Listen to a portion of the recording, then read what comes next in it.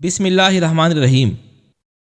قریش کے جو سوار بھی خندق کے پاس تھے ان پر مسلمانوں نے اتنے تیر برسائے کہ انہیں پسپا ہونا پڑا۔ خالد اور اس کے سواروں کے لیے مسلمانوں کے گھیرے سے نکلنا بہت مشکل ہو گیا۔ یہ زندگی اور موت کا مارکا تھا جو خالد نے گھوڑا دوڑا کر اور پینترے بدل بدل کر لڑا۔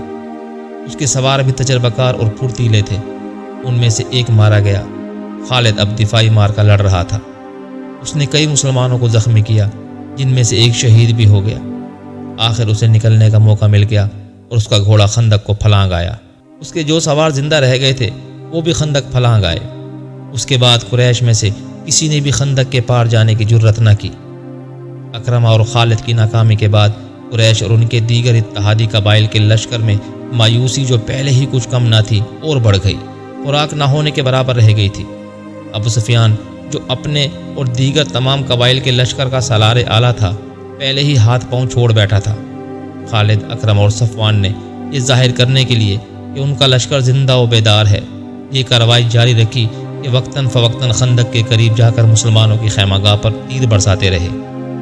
اس کے جواب میں مسلمانوں نے تیر اندازوں کو خندق کے قریب پھیلا دیا، جو اہل قریش کے تیر اندازوں پر جوابی تیر اندازی کرتے رہے۔ تیروں کے تبادلے کا یہ سلسلہ صرف ایک دن صبح سے شام تک چلا۔ اہل قریش، غطفان اور دیگر قبائل جس محمد کو شکست دینے آئے تھے وہ محمد کسی ملک کے بادشاہ نہیں تھے، وہ خدا کے رسول تھے۔ خدا نے انہیں ایک عظیم پیغام دے کر رسالت عطا کی تھی۔ آپ صلی اللہ علیہ وآلہ وسلم نے خدا سے مدد مانگی تھی۔ خدا اپنے رسول کریم صلی اللہ علیہ وآلہ وسلم کو کیسے مایوس کرتے۔ اس کے علاوہ مدینہ کے اندر مسلمانوں کی عورتیں اور بچے دن رات اپنی کامیابی اور نجات کی دعائیں مانگتے رہتے تھے۔ یہ دعائیں رائے گاہ کیسے جاتی؟ 18 مارچ 627 عیسوی بروز منگل مدینہ کی فضا خاموش ہو گئی۔ سردی خاصی تھی، ہوا بند ہو گئی، موسم خوشگوار ہو گیا، لیکن یہ طوفان سے پہلے کی خاموشی تھی۔ اچانک آندھی آ گئی جو اس قدر تیز و تند تھی کہ خیمے اڑنے لگے۔ آندھی کی تندی اور اس کی چیخوں سے گھوڑے اور اونٹ بھی گھبرا گئے اور رسیاں توڑوانے لگے۔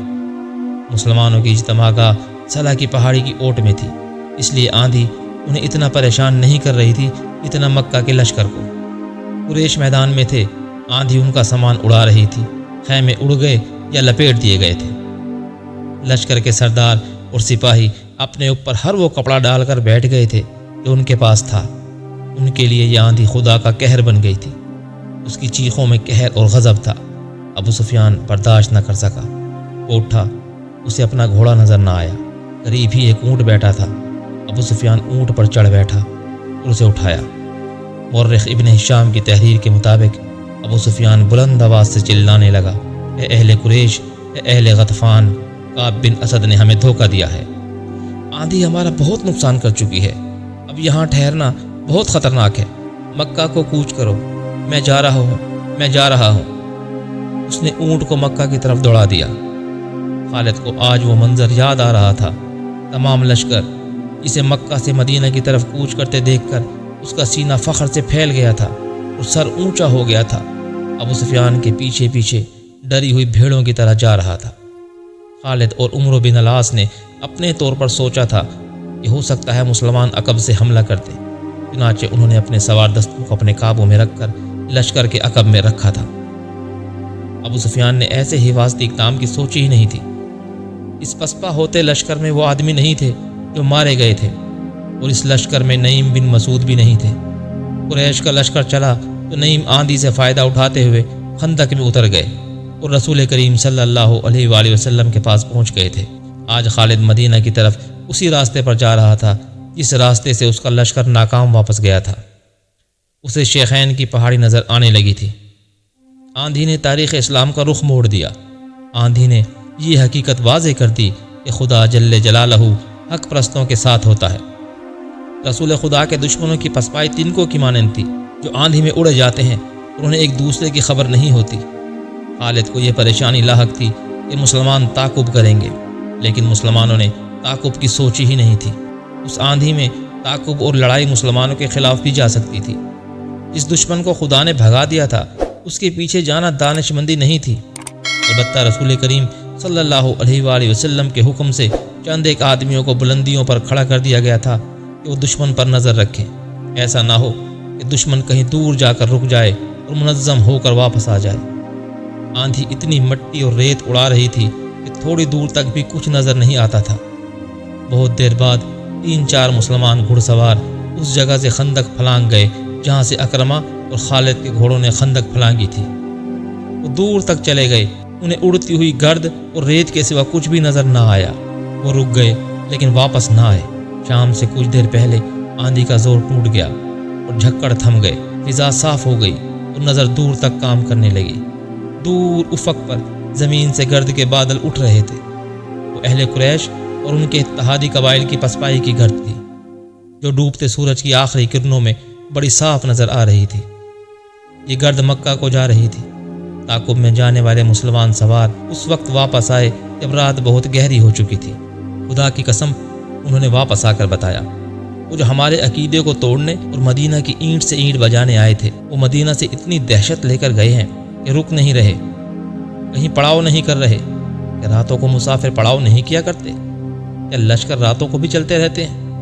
وہی چلتے رہتے ہیں جو منزل تک بہت جلدی پہنچنا چاہتے ہوں۔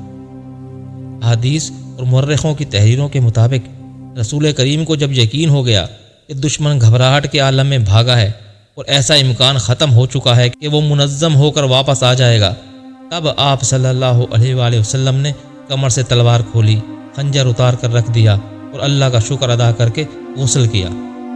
اس رات کی کوکھ سے جس صبح نے جنم لیا وہ مدینہ والوں کے لیے فتح و نصرت اور مسرت و شادمانی کی صبح تھی۔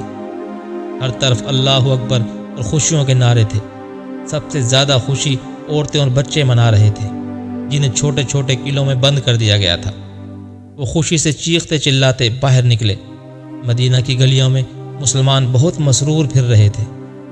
فتح کے اس جشن میں بنو قریظہ کے یہودی بھی شامل تھے۔ رسول کریم صلی اللہ علیہ وآلہ وسلم نے انہیں امن و امان میں رہنے کے عوض کچھ مراد دے رکھی تھی۔ ظاہری طور پر وہ مسلمانوں کو اپنا دوست کہتے اور دوستوں کی طرح رہتے تھے۔ اہل قریش کی پسپائی پر وہ مسلمانوں کی طرح خوشیاں منا رہے تھے، لیکن ان کا سردار کعب بن اسد اپنے قلعے جیسے مکان میں بیٹھا تھا۔ اس کے پاس اپنے قبیلے کے 3 سرکردہ یہودی بیٹھے تھے اور اس وقت کی غیر معمولی طور پر حسین یہودن یوحاوا بھی وہاں موجود تھی۔ وہ گزشتہ شام اہل قریش کی پسپائی کی خبر سن کر آئی تھی۔ کیا یہ اچھا نہیں ہوا کہ ہم نے مسلمانوں پر حملے نہیں کیے؟ کعب بن اسد نے کہا۔ مجھے نعیم بن مسعود نے اچھا مشورہ دیا تھا۔ اس نے کہا تھا کہ قریش سے معاہدے کی ضمانت کے طور پر چند آدمی یرغمال کے لیے مانگو۔ اس نے یہ بھی کہا تھا کہ قریش اس سے دگنا لشکر لے آئیں تو بھی خندق عبور نہیں کر سکتے۔ میں نے نعیم کا مشورہ اس لیے قبول کر لیا تھا کہ وہ اہل قریش میں سے ہے۔ وہ اہل قریش میں سے نہیں، ایک یہودی نے کہا، وہ محمد کے پیروکاروں میں سے ہے۔ خدائے یہودا کی قسم، تمہاری بات سچ نہیں ہو سکتی، کعب بن اسد نے کہا۔ وہ اہل قریش کے ساتھ آیا تھا مگر ان کے ساتھ گیا نہیں، اسی یہودی نے کہا۔ میں نے کل شام اسے مدینہ میں مسلمانوں کے ساتھ دیکھا ہے۔ اس وقت تک اہل قریش کا لشکر مدینہ سے بہت دور جا چکا تھا۔ پھر تمہیں کس نے بتایا ہے کہ وہ محمد کے پیروکاروں میں سے ہے؟ کعب نے کہا، میں ایسی بات کو کیوں سچ مانوں کہ تم نے کسی سے پوچھی نہیں؟ میں نے ایک مسلمان سے پوچھا تھا، یہودی نے کہا۔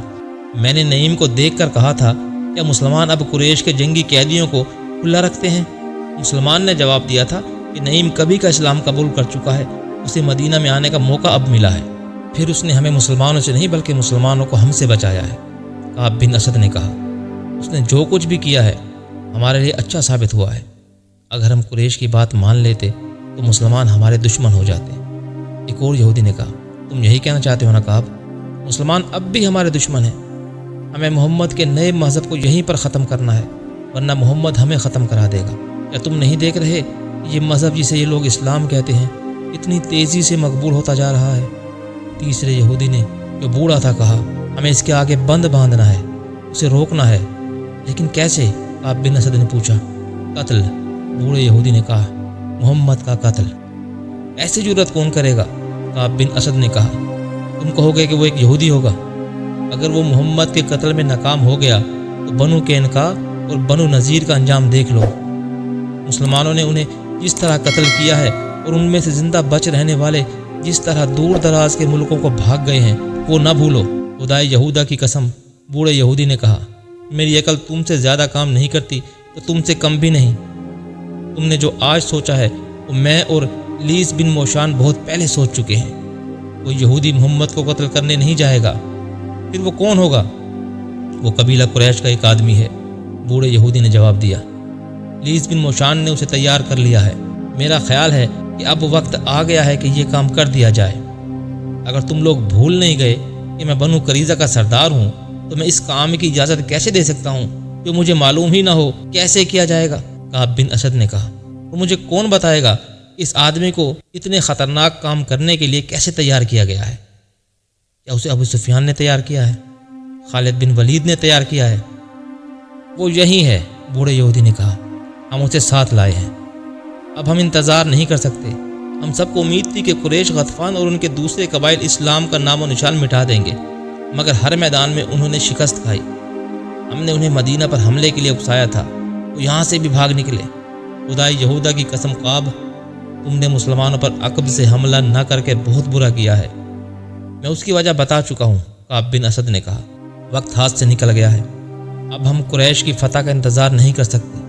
उसने युहावा से कहा, लीस बिन मोशान को बुलाओ, दूसरे को अभी बाहर रखो। युहावा कमरे से निकल गई।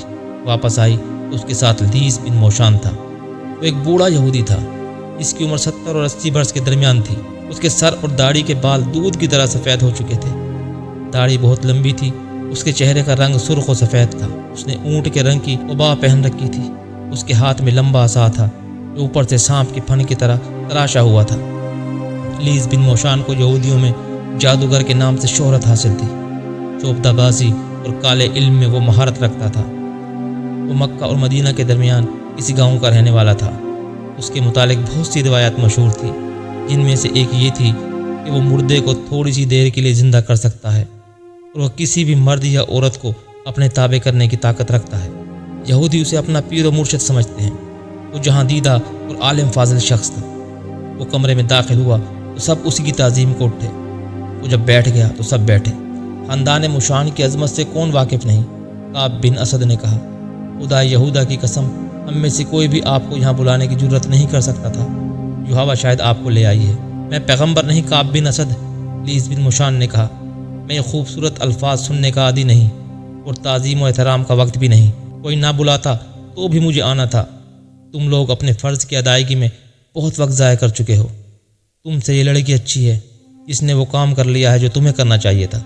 मुअज़्ज़िज़ मुशान, काब बिन असद ने कहा, हमने अभी इस इंतहाई इक़दाम की सोची नहीं थी। अगर हम मोहम्मद सल्लल्लाहु अलैहि वसल्लम के कत्ल जैसा खौफनाक इरादा करते भी तो युहावा को इस्तेमाल न करते। हम इतनी खूबसूरत और जवान लड़की को इस्तेमाल नहीं कर सकते। क्यों नहीं कर सकते? लीस बिन मोशान ने कहा, क्या तुम फरामोश कर बैठे हो कि सारी दुनिया पर खुदा यहूदा की हाकमियत होगी? दाऊद के सितारे की कसम, बनी नौ इंसान पर बनी इसराइल की हाकमियत कायम करने के लिए हम सबको कुर्बानियाँ देनी पड़ेंगी। हमें इंसान की फितरी कमज़ोरियों को अपने हाथ में लेना है। क्या तुम नहीं जानते कि मर्द क्या चाहता है? आला नस्ल के घोड़े और ग़ुलाम युहावा के साथ खड़े कर दो। किसी से भी कहो कि उसे जो पसंद है वो ले जाए। दाऊद के सितारे की कसम, वो आदमी घोड़े और ग़ुलाम छोड़ देगा और युहावा को ले जाएगा। इस महफिल पर खामोशी तारी रही। मैं देख रहा हूँ कि तुम मेरी बात नहीं समझ सके। लीस बिन मोशान ने कहा, तुम्हारे दिमागों में अपनी बेटियों की असमत समाई है। मेरी बात गौर से सुनो। असमत का शर्म व हया के साथ कोई ताल्लुक़ नहीं। एक हथियार है जो हमें अपने दुश्मनों को बेकार करने के लिए इस्तेमाल करना है। बदी क्या है, नेकी क्या है, मैं जानता हूँ। तुम मुझे क्या जवाब दोगे?